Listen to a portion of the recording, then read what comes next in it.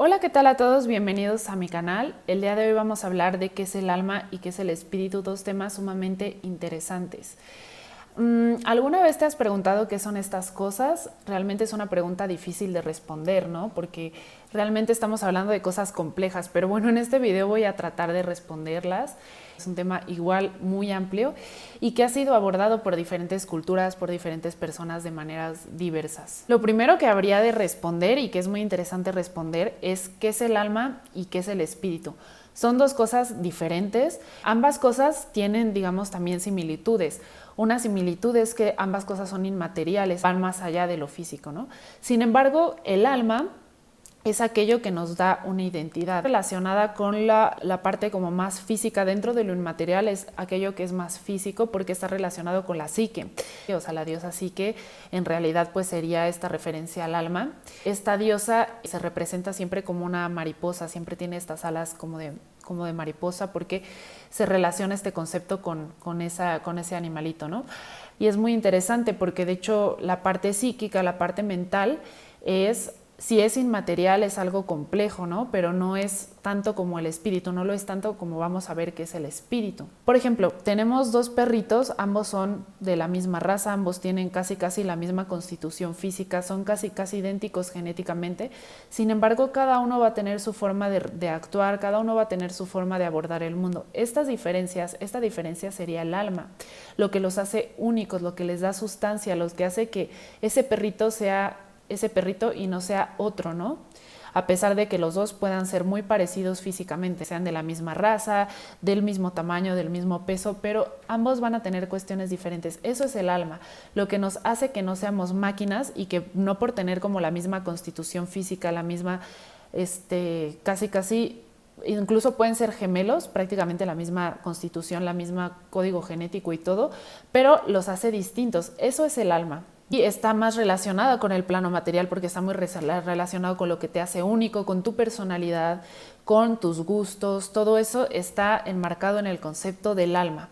Por otro lado, el concepto del espíritu es mucho más elevado porque el concepto del espíritu es lo que nos une, es un vínculo que nos une con los planos divinos, ¿no? Los une con la divinidad, lo que nos hace a todos uno mismo, nos hace a todos conectarnos con ese ser, digamos, unitario, ese ser absoluto, ese ser, esa deidad superior, ¿no? Esa gran deidad. Entonces es muy curioso, ¿no? Porque mientras que el alma nos diferencia, nos hace únicos, el espíritu nos regresa a esa unidad primaria, ¿no? A esa unidad primera, a esa unidad divina. Entonces es ahí donde se encuentra la diferencia entre alma y espíritu. Pero bueno, nos puede venir la duda a la mente de que si el alma es solo una o tenemos varios centros de energía, varios centros inmateriales de energía. Realmente los antiguos pensaban que sí, que eran varios.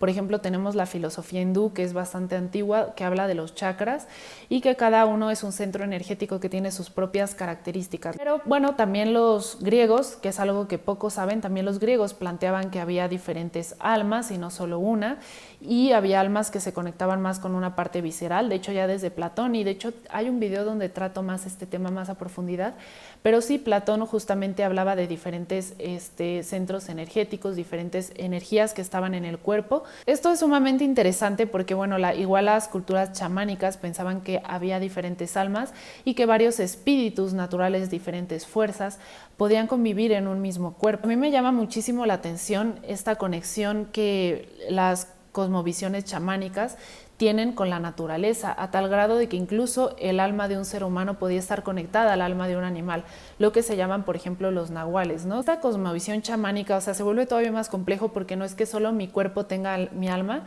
sino que yo misma puedo contener energías de la naturaleza, puedo contener la energía de la serpiente, del lobo, del oso, y los grandes chamanes, podían realmente llamar a su espíritu protector en todo momento, conectarse con su nahual.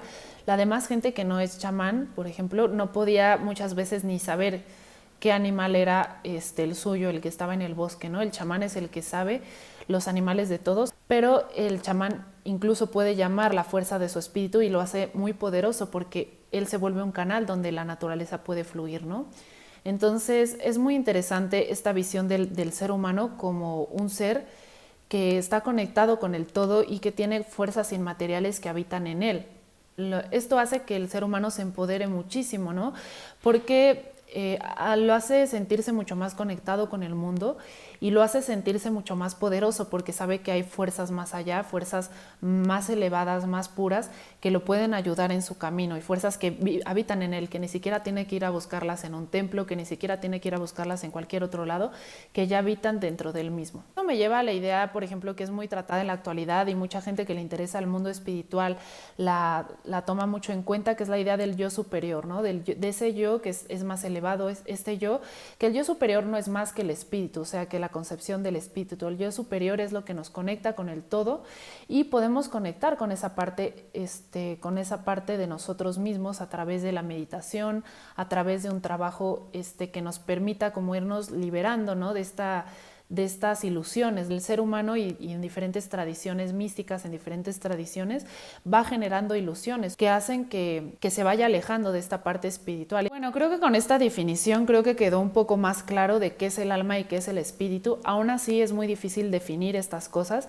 porque no están en el plano ni siquiera de lo racional, están en un plano diferente. Y creo que no se explican, digamos, de forma aislada, sino se explican de acuerdo a una cosmología, a una forma de ver el mundo. De acuerdo a cómo los antiguos lo veían, las cosas no estaban separadas, las cosas tenían una unión, las cosas se comunicaban una con otra, ¿no? La perla se comunicaba tenía una unión, con un lazo con la luna.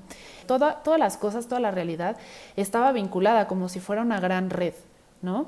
Y en cambio la ciencia, por otro lado, separó eso, como que desmembró esa gran realidad unitaria, la desmembró y dice, bueno, ahora vamos a estudiar la flor, pero la flor la vamos a estudiar únicamente desde ella misma, ¿no? Vamos a estudiar únicamente sus cualidades y las cualidades observables, lo que podemos observar. Cuando la ciencia medieval y la ciencia antigua y otros tipos de formas de ver el mundo era distinto, porque no importaba tanto las cualidades físicas de la cosa, sino cómo las cosas se interconectaban y cómo hacían un diálogo entre ellas. No son objetos aislados, por decirlo de esta manera. Entonces no sé si me doy a entender, pero la episteme moderna, la episteme de ahora, la episteme contemporánea, se basa en la ciencia, en lo empírico y en el análisis, que el análisis que es una fractura de las cosas. Entonces, ¿cómo explicamos algo?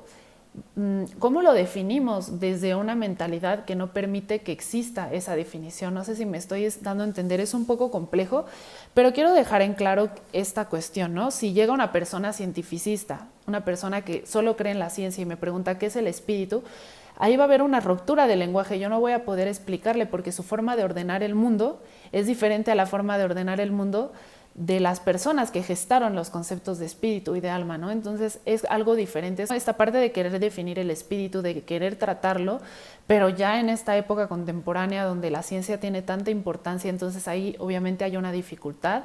Me lleva a hablar cómo ocurrió esto, cómo ocurrió que el ser humano, de ver todo como divino, de ver todo como espiritual, de pronto se centraron únicamente en lo material y pusiera en cuestión todas esas cosas espirituales que eran tan importantes para los antiguos y que eran la base del conocimiento y la forma de ordenar su realidad, de entenderla y de ordenarla. Se comenzó a desarrollar una mentalidad distinta, ¿no? La burguesía comenzó a interesarse por aquel conocimiento práctico que pudiera dejar realmente una transformación de la realidad práctica, ¿no? Desde este punto de vista ya no era tan útil el pensamiento de la espiritualidad o del espíritu, sino era mucho más útil y mucho más práctico centrarse en los objetos materiales porque es algo que te deja sustento material, ¿no? Prácticamente. Entonces fue a partir de esa inquietud de, bueno, ¿cómo puedo yo aprovechar el conocimiento? ¿Cómo puedo yo aprovechar las cosas que yo tengo y dejar al lado lo que no se puede aprovechar, lo que no puede tener un uso? Eso ha sido todo por hoy. Espero que les haya gustado mucho este video donde aclaro estos dos conceptos de forma muy breve. Espero que compartan, que le pongan like, que se suscriban y todo esto que saben que me ayuda muchísimo. Entonces déjenme su like ahora mismo. Los estoy mirando desde aquí. Entonces déjenme su like y déjenme un comentario también. Me gustaría dejar una pregunta para que la contestaran en comentarios y la pregunta es si tú crees en el espíritu y el alma o crees que el ser humano es únicamente lo que es materialmente. Entonces, bueno, espero los comentarios y muchísimas gracias por ver a todos.